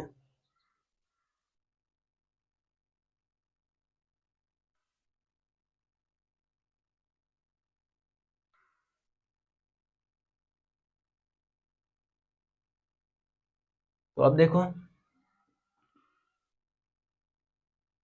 9 इंटू 10 की पावर 9 -3 का स्क्वायर, तो 10 की पावर-6 हो जाएगा, मल्टीप्लाई 10 की पावर इसमें से कॉमन ले लेंगे, तो 1 प्लस 2, ये हो जाएगा 10 की पावर-6, यहाँ पे -6 होगा, इसको बाहर ले लिया तो 1 प्लस 2, तो ये हो जाएगा 3 हो जाएगा ना, तो इसको मैं डायरेक्ट 3 लिख देता हूँ। अब क्या होगा, इससे ये कट जाएगा, कट जाएंगे ना, तो 9 3 से मल्टीप्लाई होगा 27 इंटू 10 की पावर 9 एंड 2.7 इंटू 10 की पावर 10 न्यूटन कूलम। यार ये समझ में आ गया ना आपको, एक बार फिर से मैं रिपीट कर देता हूँ कि दो चार्जेस है, दोनों के बीच की डिस्टेंस हमको दे दी है, मिड पॉइंट के ऊपर इलेक्ट्रिक फील्ड की इंटेंसिटी निकालनी है, तो दोनों की डिस्टेंस सेम हो जाएगी, तो इसको के आर स्क्वायर को बाहर ले लिया, Q1 प्लस Q2 के की वैल्यू वैक्यूम के लिए 9 × 10⁻⁹ newton metre square coulomb square. आप इसको याद रख लो, 9 × 10⁻⁹। इसको मैंने अलग से इसलिए बताया क्योंकि ये याद रखना जरूरी है। इसके बिना फिर ये क्वेश्चन नहीं कर पाओगे आप। तो बाकी सब कैलकुलेशन थी। तो ये था आपका क्वेश्चन यार। अब हम थोड़ा आगे और एडवांस लेवल के क्वेश्चन करते हैं हम। क्लियर नहीं आ रहा था यार, अब देख लो आप। तो अगले क्वेश्चन में हम क्या करेंगे, जैसे इसके अंदर तो देखो, इसके अंदर तो एंगल 0 बन रहा है क्योंकि एक ही लाइन के ऊपर है। अब जब चार्जेस के बीच में एंगल कुछ थीटा एंगल बन जाए तो हम क्या करेंगे, वही फॉर्मूला यूज करेंगे, √a² + b² + 2ab cos theta. ठीक है, तो एंगल वाला क्वेश्चन लेते हैं हम। जैसे यहाँ पे +q चार्ज है, यहाँ पे -q चार्ज है।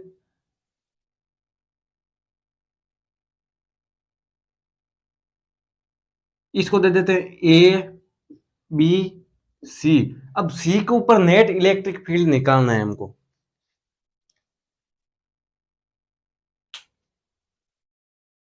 और इसकी इनकी जो साइड है वो ए मान लो आप।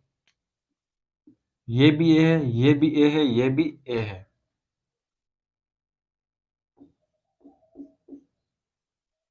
ई नेट एट सी।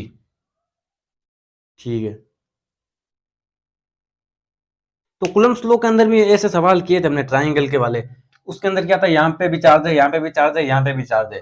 अब जैसे कोई भी दे दे, इसके ऊपर नेट फोर्स निकालना है। तो वैसे ही उसमें प्रिंसिपल ऑफ सुपरपोजिशन लगा था, यहीं पे भी प्रिंसिपल ऑफ सुपरपोजिशन लगाएंगे। तो सबसे पहले इसको सोल्व करने से पहले इनकी डायरेक्शन निकालेंगे हम। ई नेट एट सी, तो देखो मैं बता रहा हूं, +q चार्ज है, +q की वजह से इलेक्ट्रिक फील्ड होती है, वो कहां पे होती है, अवे फ्रॉम द चार्ज। तो इसकी वजह से यहां पे ऐसे होगी, ये ई ए। ठीक है, और ये -q है, -q की वजह से इलेक्ट्रिक फील्ड लाइन कैसे होती है, टूवर्ड द चार्ज। तो इसकी वजह से भी यहां पे इसको बोल दिया ई बी। अब ये है ना, ये इक्विलेटरल ट्राइंगल है, इक्विलेटरल ट्राइंगल है, तो ये भी 60 डिग्री, ये भी 60 डिग्री, ये भी 60 डिग्री है, तो ये हो जाएगा 120 डिग्री। ठीक है ना, क्योंकि ये टोटल होता है 180 डिग्री, तो 60 ये हो गया, 120 ये हो जाएगा। तो अब आगे कैसे करेंगे, देखो ई बी में ई ए 120 डिग्री है, दोनों के बीच में एंगल बन रहा है। तो अब हम ई बी निकाल लेते हैं, ई ए। तो ई का फॉर्मूला वही था, KQ/A²। तो ए यहाँ पे ए यही है, तो ए का स्क्वायर, एंड ई बी बराबर क्या हो जाएगा, KQ/A²।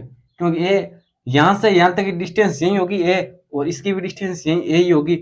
अब ई बी के अंदर माइनस का क्यू नहीं लेना है, क्योंकि जो चार्जेस का साइन है वो क्यों लेंगे, हमने डायरेक्शन बता दी है ना। तो अब देखो, ई ए में ई बी दोनों बराबर है, दोनों बराबर ही है, तो इनको एक बार नाम दे देते हैं हम ई।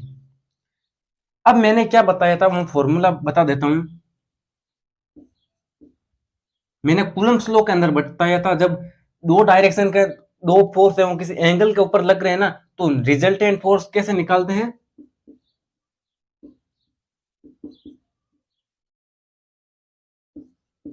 F1 का स्क्वायर प्लस F2 का square plus 2F1 F2 cos theta. ये हमने कूलम्ब्स लॉ के अंदर पढ़ा था, कि जब दो फोर्स किसी एंगल पे लग रहे हो ना, तो उनका नेट फोर्स निकालने का तरीका। यहाँ पे जो इलेक्ट्रिक फील्ड है वो दो एंगल के ऊपर है, तो इनका भी ऐसे ही होगा, E1 का स्क्वायर प्लस E2 का square plus 2E1 E2 cos theta. तो अब यहाँ पे हम ये फॉर्मूला यूज में लेंगे, तो यहाँ पे तो E1 में E2 दोनों बराबर है ना, ई ए में ई बी दोनों बराबर, तो मैंने ई मान लिया। तो ई का स्क्वायर प्लस ई का स्क्वायर, तो 2e1 e2 दोनों सेम ही है, तो 2e का स्क्वायर हो जाएगा एंड cos 120 डिग्री। अब cos 120 डिग्री कितना होता है, माइनस का 1/2 होता है।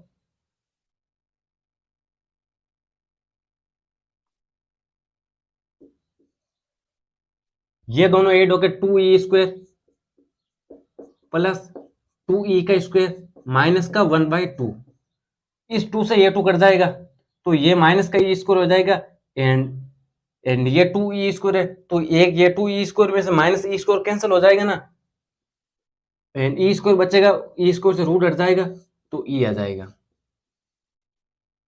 तो ये है आपका आंसर। अब e क्या था हमारा,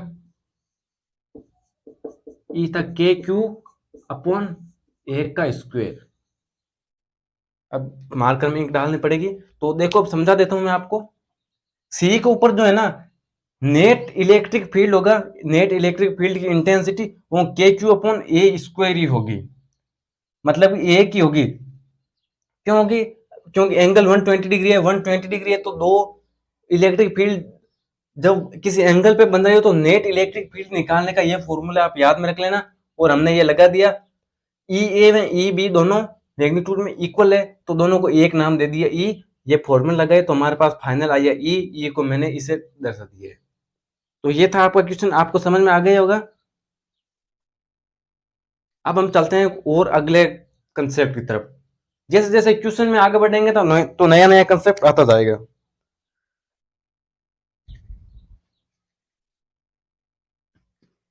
इसे लिख लो आप एक बार।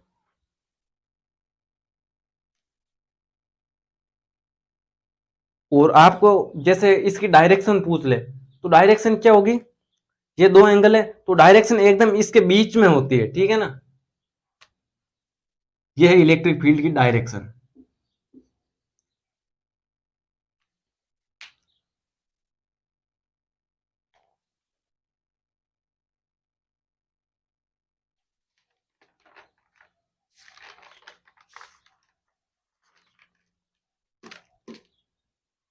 तो चलो अब हम अगले क्वेश्चन की तरफ चलते हैं। इसे मिटा देता हूं मैं।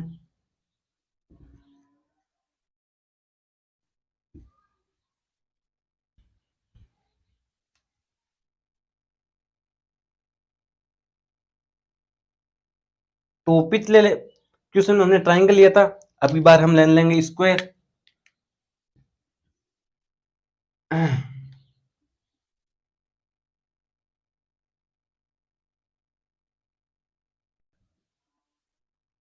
तो इनकी जो साइड्स है वो हो जाएगी ए ए ए एंड ए, यहाँ पे ए बी,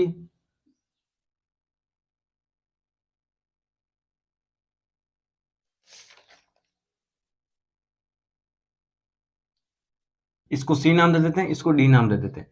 यहाँ पे प्लस क्यू चार्ज है, यहाँ पे भी प्लस क्यू चार्ज है एंड यहाँ पे भी प्लस क्यू चार्ज है। हमें निकालना है सी के ऊपर net electric field, E net at C. तो ये हमारा क्वेश्चन है। चलो अब हम इसे करने का ट्राई करते हैं।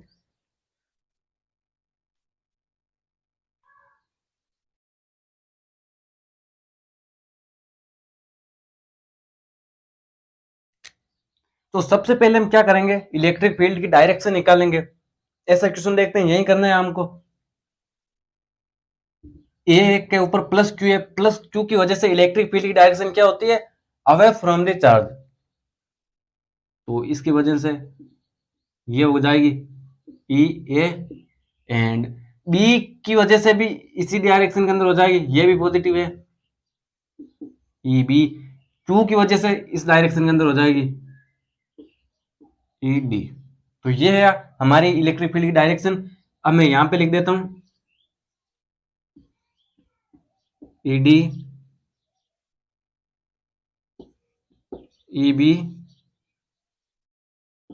And E A. अब हमें नेट इलेक्ट्रिक फील्ड निकालना है, तो नेट इलेक्ट्रिक फील्ड कैसे निकालेंगे, प्रिंसिपल ऑफ सुपरपोजिशन से।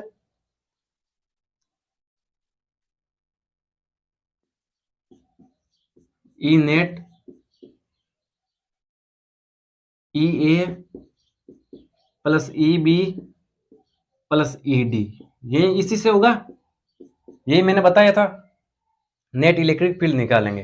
तो अब इसके अंदर देखो कि E D and E B ये तो दोनों 90 डिग्री के ऊपर है, तो 90 डिग्री के ऊपर होंगे तो उनका जो फाइनल में नेट रिजल्टेंट आएगा ना इलेक्ट्रिक फील्ड, वो इसी डायरेक्शन के अंदर आएगा। ये दोनों तो वो नेट आएगा वो इसी डायरेक्शन के अंदर आएगा, तो वो एंड ई ए दोनों एक डायरेक्शन में हो गए, तो उन दोनों को ऐड कर लेंगे। तो सबसे पहले हम क्या करेंगे, इन दो का नेट निकालेंगे। तो डी एंड बी को हम एक बार बी डी नाम दे देते हैं।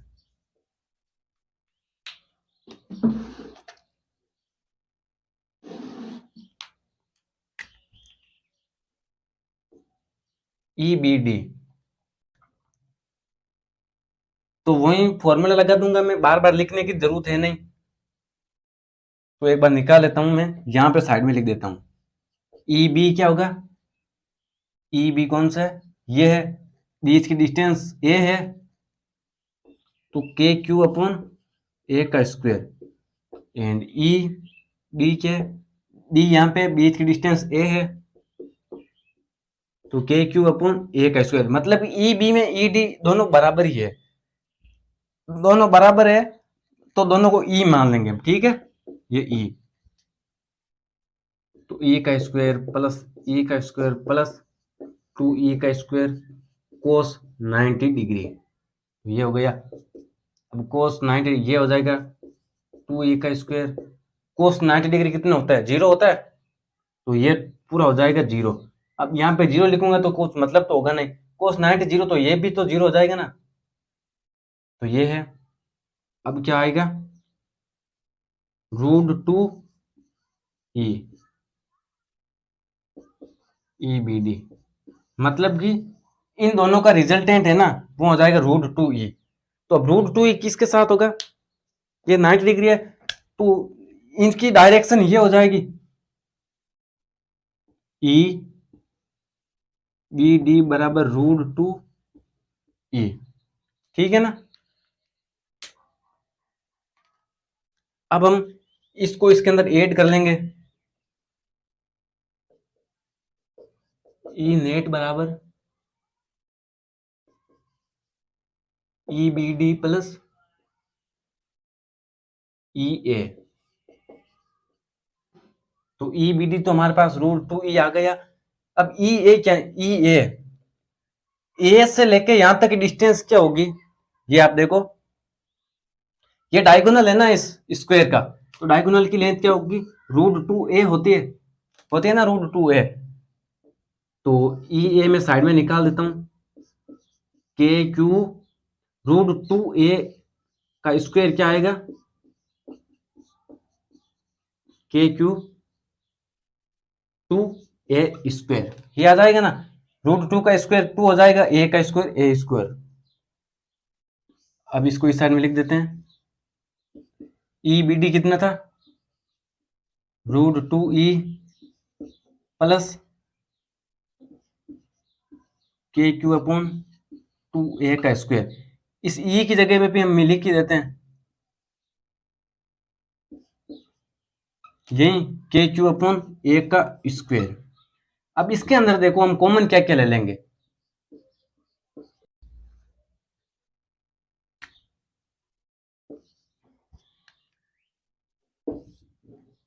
एक बार मार्कर थोड़ा चेंज कर लेता हूं मैं, तो इसमें से कॉमन ले लेंगे के क्यू अपॉन ए का स्क्वायर √2 प्लस 1/2, ये है आपका आंसर, ये आ गया आपका ई नेट। तो आप यहां तक कर दोगे ना तो भी आपको पूरा के पूरा मार्क्स मिल जाएंगे आपको। तो मैं समझा देता हूं वो आपको एक बार फिर से, आप लिख लो तब तक इसको।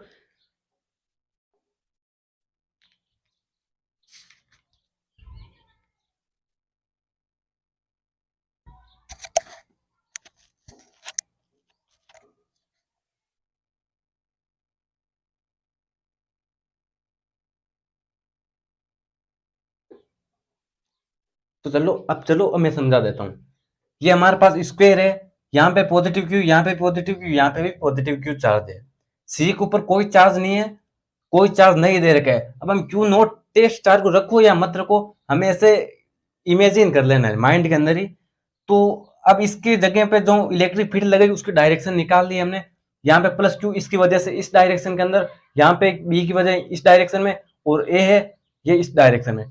तो ये है ना, एक चीज ध्यान रखना कि चाहे इलेक्ट्रिक फील्ड बनेगा ना, वो भी उस चार्ज के ऊपर उन दोनों चार्जेस की लाइन ज्वाइनिंग पे ही बनेगा। ऐसा नहीं कि भाई यहाँ पे चार्ज है तो ऐसे बन रहा है तो ऐसे, मैंने पहले ही बताया था कि वो कोई इलेक्ट्रिक फील्ड लाइन है वो फोल्ड करके नहीं आएगी।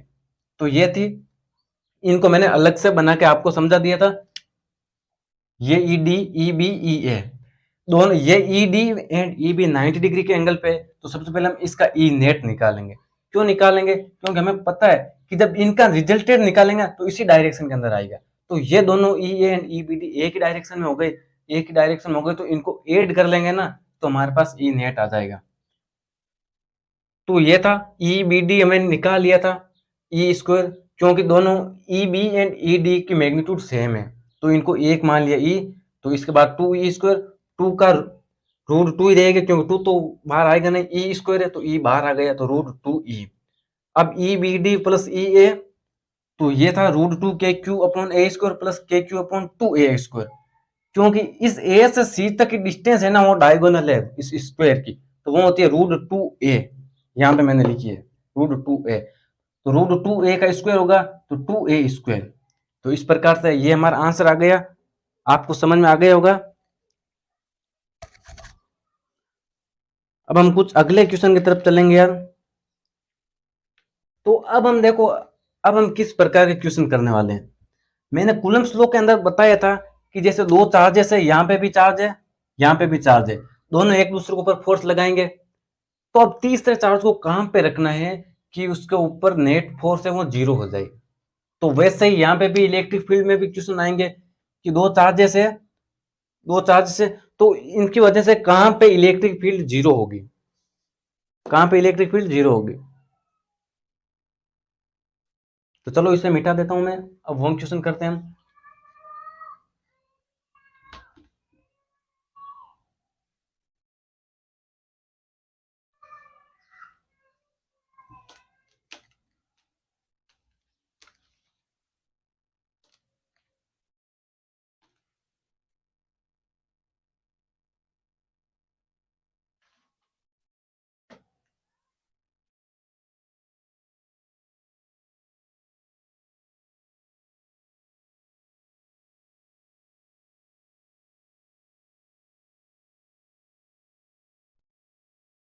तो चलो अब मैं उस क्वेश्चन को लिख देता हूं। जैसे यहाँ पे एक चार्ज है Q1 एंड यहाँ इससे कुछ डिस्टेंस पे एक चार्ज है Q2। ये 4Q है, 4Q। तो अब हमें क्या बताना है कि इसके बीच के अंदर, इसके बीच में कहां पे इलेक्ट्रिक फील्ड जीरो होगा। यहाँ पे तो बीच में तो मैंने बोल दिया, बाकी क्वेश्चन में आपको ये नहीं दिया होगा कि बीच में कहां पे जीरो होगा। आपको क्वेश्चन में सीधा यही आ गया कि किस ओर, लेफ्ट में, मतलब कि लेफ्ट में, राइट में या बिंड में कहां पे इलेक्ट्रिक फील्ड जीरो होगा। तो हम तीनों कंडीशन के अंदर सबसे पहले तो देखेंगे कि कहां पे जीरो होने की प्रोबेबिलिटी है। तो यहाँ पे एक बार यहाँ पे देख लेते हैं। तो 4Q ये पॉजिटिव चार्ज है ना, इसके वजह से इलेक्ट्रिक फील्ड कहां पे होगी, अवे फ्रॉम दिस चार्ज। तो इसकी वजह से भी इस डायरेक्शन के अंदर, यहाँ ये भी पॉजिटिव है तो इसकी वजह से भी इलेक्ट्रिक फील्ड लाइन इसी डायरेक्शन के अंदर होगी, तो इसकी वजह से भी इसी डायरेक्शन, मतलब ये दोनों एक ही डायरेक्शन के अंदर है तो एड हो जाएगी। जीरो तो होगी नहीं, तो जीरो नहीं होगी तो ये तो हो ही नहीं सकता। अब इसके अंदर देख लेते हैं, ये प्लस चार्ज है, प्लस चार्ज से इलेक्ट्रिक फील्ड लाइन इस डायरेक्शन के अंदर होती है अवे फ्रॉम द चार्ज। वो 4Q है वो भी पॉजिटिव है, इसकी वजह से भी इसी डायरेक्शन में होगी, तो यहाँ पे भी हो नहीं सकता है, दोनों एक डायरेक्शन में तो एड हो जाएगी। तो अब पॉसिबिलिटी बीच में ही हो सकती है, ये प्लस क्यू चार्ज है इसकी वजह से इलेक्ट्रिक फील्ड लाइन उस डायरेक्शन के अंदर होगी, तो मान लिया ये इस डायरेक्शन के अंदर, इसको 1 नाम देते। एंड ये 4Q चार्ज ये भी पॉजिटिव है, इसकी वजह से इलेक्ट्रिक फील्ड इस डायरेक्शन के अंदर होगा, ठीक है ना, इस डायरेक्शन में मेरी तरफ। तो ये हो जाएगा E2, मतलब कि E1 उस तरफ E2 उस तरफ। यहां पे कैंसिल हो रहा है क्योंकि अपोजिट डायरेक्शन है, तो यहां पे जीरो हो सकता है। तो अब हमें वही निकालना है कि कहां पे जीरो होगा। तो सबसे पहले थोड़ा बहुत हम इसके ऊपर दया करेंगे। क्यों करेंगे? क्योंकि हम जानते हैं, क्या जानते हैं, कि इलेक्ट्रिक फील्ड इंटेंसिटी है ना, वो आर के इनवर्सली प्रोपोर्शनल होती है। आर के इनवर्सली प्रोपोर्शनल होती है। तो आर जितना कम होगा इलेक्ट्रिक फील्ड उतना ही ज्यादा होगा। एंड के क्यू भी था, तो क्यू की जो वैल्यू जितनी ज्यादा होगी ई उतना ही ज्यादा होगा, ठीक है ना। तो यहाँ पे क्यू है ना, ये 4Q है, इसकी कंपैरिजन इस ये ज्यादा मैग्नीट्यूड है, इसके अंदर 4Q है। तो इसके यार इस क्यू के थोड़ा पास में रखेंगे ना पॉइंट, तब जाके, क्योंकि डिस्टेंस कम हो जाएगी ना, तो ये इलेक्ट्रिक फील्ड इसकी ज्यादा हो जाएगी, इलेक्ट्रिक फील्ड इंटेंसिटी, तब वो उसका मुकाबला कर पाएगा। अगर इस तरफ ज्यादा रख देंगे ना, इस तरफ ज्यादा रख देंगे, तो वैसे भी इसका चार्ज का मैग्नीट्यूड ज्यादा है और डिस्टेंस कम हो जाएगी, और तो उसको तो और फायदा हो जाएगा ना, तो और इलेक्ट्रिक फील्ड इंटेंसिटी उसकी ज्यादा हो जाएगी।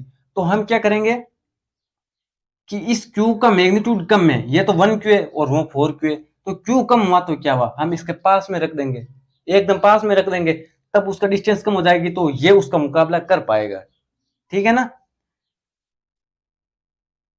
तो मान लिया कि भाई यहां पे रख दिया हमने, इसका थोड़ा पास में रख देंगे, यहां पे रख दिया, तो इससे डिस्टेंस मान लिया x है,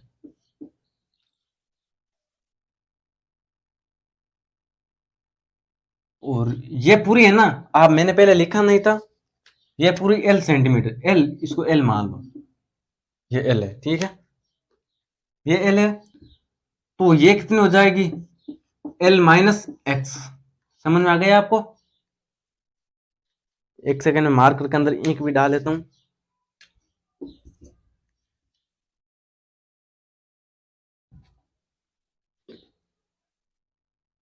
तब तक आप इसे ट्राई करने का ट्राई करो इसे। क्वेश्चन तो आपका यही है, दोनों के बीच डिस्टेंस L है।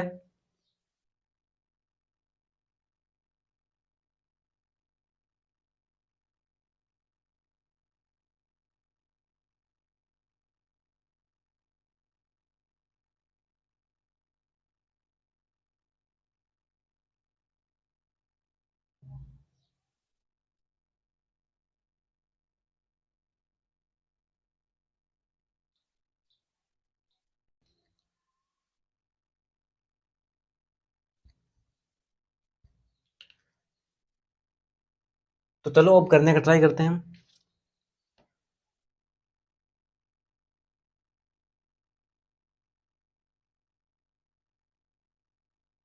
तो अब हमें क्या बताना है कि बीच में जीरो होगा, तो बीच में जीरो होगा तो क्या होगा, E1 बराबर E2 भी होगा, तभी जीरो होगा, क्योंकि बराबर होगा तब ये कट जाएगा। तो अब करने का ट्राई करते हैं, के क्यू का स्क्वायर, एंड डिस्टेंस यहाँ पे माना है एक्स स्क्वायर, एक्स स्क्वायर के 4Q का स्क्वायर, स्क्वायर नहीं होगा, ठीक है ना, के क्यू अपॉन एक्स, तो यहाँ पे हो जाएगा एल माइनस एक्स का स्क्वायर, एल माइनस एक्स का स्क्वायर। तो अब कैसे करेंगे, के क्यू कट जाएगा, 1/x का स्क्वायर 4/L-x का स्क्वायर, तो L-x स्क्वायर ऊपर चला गया अपॉन एक्स स्क्वायर, और ये यहाँ पे 4 का 4 रह गया, तो इसके ऊपर होल स्क्वायर लगा देंगे हम, होल स्क्वायर 4, तो ये होल स्क्वायर उस साइड चला जाएगा, तो कितना आ जाएगा L-x, ये होल स्क्वायर उस साइड जाएगा तो √4 हो जाएगा, 4 रूट से 4 बाहर निकल जाएगा, तो कितना आ जाएगा +-2। तो अब इस साइड आ जाओ, L-x इक्वल टू +-2x। अब एक तरफ प्लस, एक बार प्लस ले लेंगे, एक बार माइनस ले लेंगे, L-x +2x, L-x -2x। तो ये 3x हो जाएगा, x बराबर L/3। एंड इसमें माइनस एक्स उस साइड चला जाएगा तो माइनस का x बराबर -L। तो ये तो होना नहीं है, ये होगा करेक्ट। समझ में आ गया आपको? अब करेक्ट कैसे होगा एक बार फिर से मैं रिपीट कर देता हूं।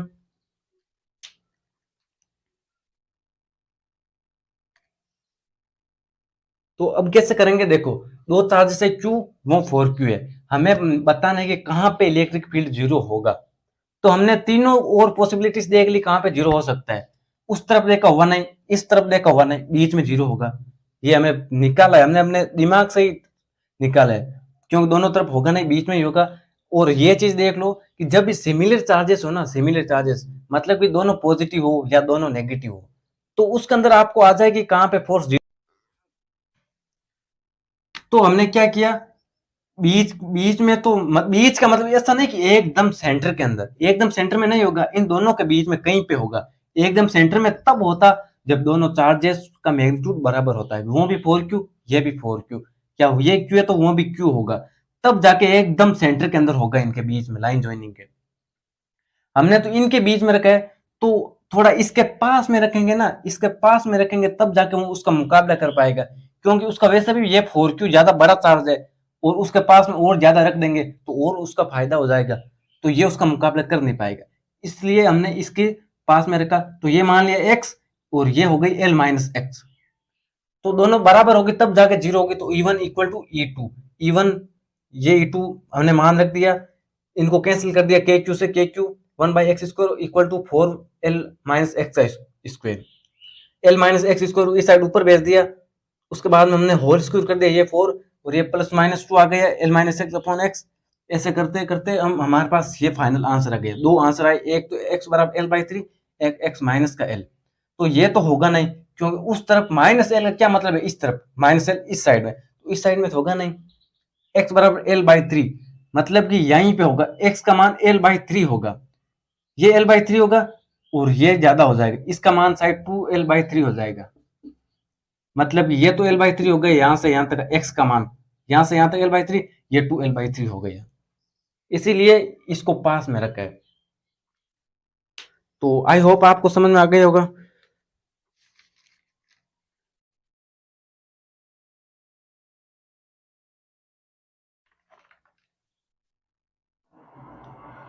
अब इनका यार शॉर्टकट भी है, मैं आपको समझा देता हूं कि जैसे कंपटीशन में आप क्वेश्चन करोगे तो उसमें इतना लंबा करोगे तो टाइम हो जाएगा आपका। हालांकि कंसेप्ट समझना जरूरी है, ये समझना जरूरी है आपका, वो अभी मैंने जो करवाया है ये समझ में आ जाता है, उसके बाद में जाके आप शॉर्टकट यूज कर सकते हो। तो जब भी दोनों चार्जेस सिमिलर साइन के होते हो ना, तो इलेक्ट्रिक फील्ड जीरो करना है, तो ये दोनों लाइन ज्वाइनिंग के बीच में ही होगा, बीच में होगा जब दोनों सिमिलर चार्जेस हो। तो उसके अंदर एक्स की जगह पे क्या रख देंगे, मतलब Q1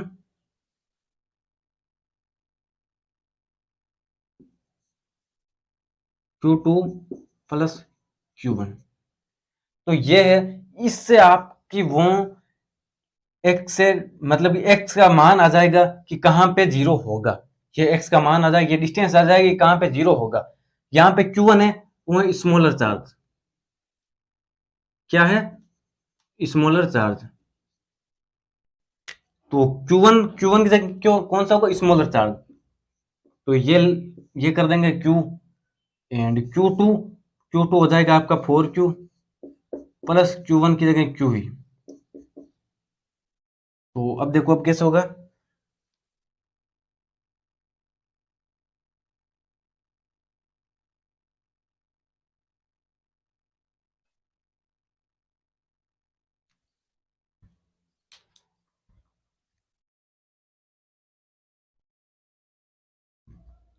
तो यहां पे है ना एल भी आएगा, एल को भूल मत जाना, जैसे मैं भूल रहा हूं, ठीक है ना। एल को भूल जाओगे तो पूरा गलत हो जाएगा। तो यहाँ पे भी ये √Q एंड 4 तो ये तो बाहर आ जाएगा, 2 √Q प्लस √Q ये 2 रूट क्यू 1 रूट क्यू हो जाएगा 3 root Q 3 under root Q and ये साथ में एल। तो अब क्या होगा, रूट क्यू से रूट क्यू कट जाएगा, ये हो जाएगा L/3 इक्वल टू एक्स। और यही हमारा इसके अंदर आया था, एक्स का मान कितना आया था L/3 और यहीं से भी यही है। ये शॉर्टकट तभी यूज में लेना है जब दोनों सिमिलर चार्ज हो। अगर दोनों एक पॉजिटिव हो जाए एक नेगेटिव हो जाए तो ये यूज में नहीं लेना है। और अभी इसी के साथ में बता देता हूं आपको एक और,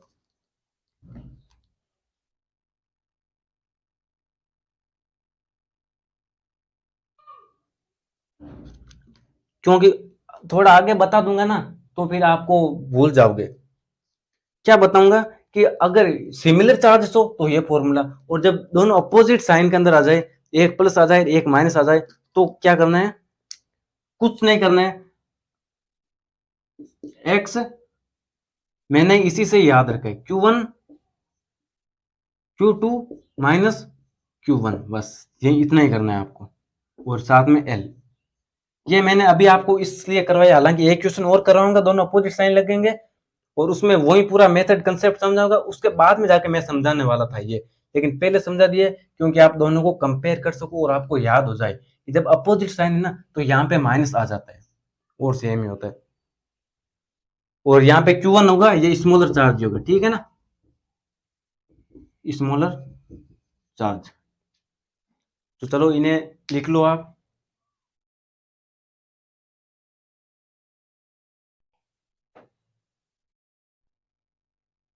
तो अब चलो आगे चलते हैं। अब ज्यादा लंबा लेक्चर नहीं है, केवल सिर्फ एक क्वेश्चन कराऊंगा मैं, और एक क्वेश्चन के अंदर ही हो कि एक सेम चार्ज, मतलब कि अपोजिट साइन के होंगे। अपोजिट साइन होंगे इसलिए बताया ताकि आपके अंदर भी थोड़ा एक्साइटमेंट हो कि जब सेम चार्ज होगा तो ऐसे करेंगे, जब अपोजिट हो जाएगी तो कैसे करेंगे। एक्साइटमेंट तो होना चाहिए ना यार, बिना एक्साइटमेंट के कोई काम नहीं होता है। अब मैं वो क्वेश्चन करूंगा, मेरे अंदर भी ऐसे बहुत ज्यादा एक्साइटमेंट है, हालांकि मेरे रूम के अंदर यहाँ पे यार बहुत गर्मी हो रही है, फिर भी आपके लिए मेहनत करेंगे हम। और मैं यही चाहता हूँ कि आप बोर्ड में कंपटीशन में अच्छे से अच्छे स्कोर करो। तो देखो यहाँ पे तो है क्यू, ये हो गया क्यू, एंड यहाँ पे है 9 माइनस का 9 क्यू, ठीक है। दोनों के बीच की डिस्टेंस दे दिए एल। अब हमें बताना है कि कहाँ पे इलेक्ट्रिक फील्ड इंटेंसिटी जीरो होगी, ठीक है, कहाँ पे इलेक्ट्रिक फील्ड इंटेंसिटी जीरो होगी। इसको नाम, इसको 1 इसको 2 बोल देते हैं। शॉर्टकट लगाएंगे तो सीधा आ जाएगा, मेरे को पता है क्या आएगा, एक बार बिना, सबसे पहले शॉर्टकट से ही करवा देता हूँ। क्या था शॉर्टकट, Q1 Q2 माइनस का Q1 L। तो Q1 क्या है, Q है अंडर रूट क्यू, Q2 क्या है माइनस का 9Q है, तो माइनस छोड़ो, 9 माइनस Q, तो ये Q 9Q, तो ये 3 बाहर आ जाएगा, 3Q माइनस का Q,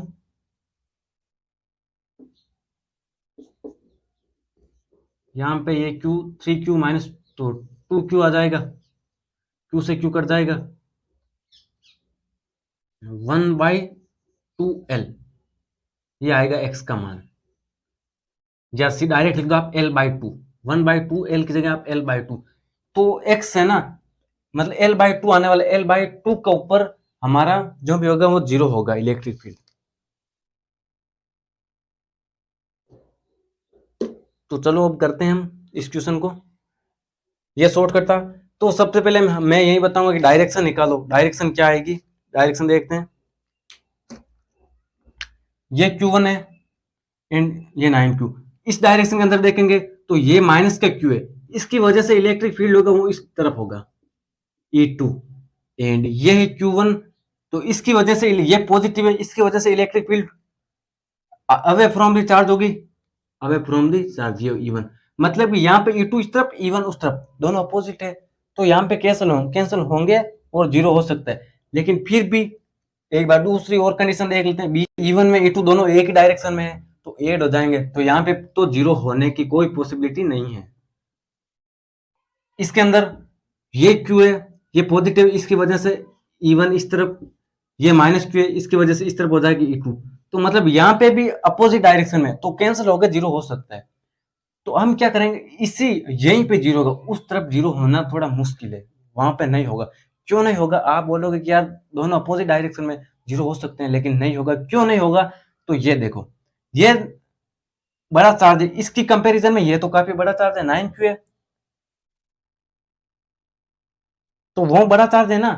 तो पहले तो वो, इस बेचारा ये छोटा चार्ज है, वो बड़ा चार्ज है, वैसे भी बड़ा है, और इसके पास में रख देंगे ना। अगर इस तरफ होगा तो इससे तो ज्यादा दूर हो जाएगा ना, इससे ज्यादा दूर हो जाएगा, डिस्टेंस भी ज्यादा हो जाएगी, और वैसे भी छोटा है तो जीरो कर ही नहीं पाएगा, वो उसका मुकाबला थोड़ी कर पाएगा। तो हम इसके पास में रखेंगे, इसके पास में रखेंगे, क्योंकि ये छोटा चार्ज है। तो आर जितनी कम होगी ना, तो ई उतना ही ज्यादा होगा, तो इसके पास में रखने पर वो इसका मुकाबला कर पाएगा। तो एक आप ये चीज लिख लो कि जब भी अपोजिट साइन होना चार्ज, तो फील्ड जीरो होगी outside the line joining charges.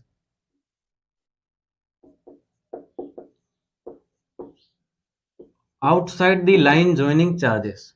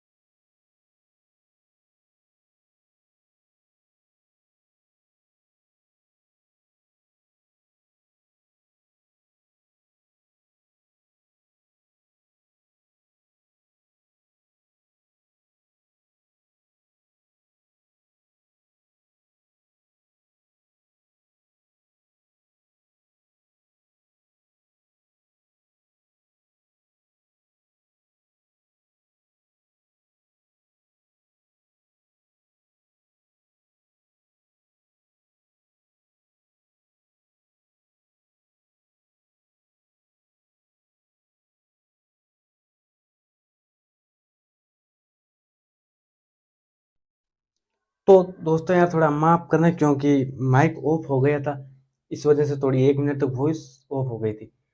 तो यही सेम ही क्वेश्चन था, एक बार फिर से मैं रिपीट कर देता हूँ आपके लिए। हालांकि मैंने देखा था इसी क्वेश्चन के अंदर वॉइस बंद हो गई थी।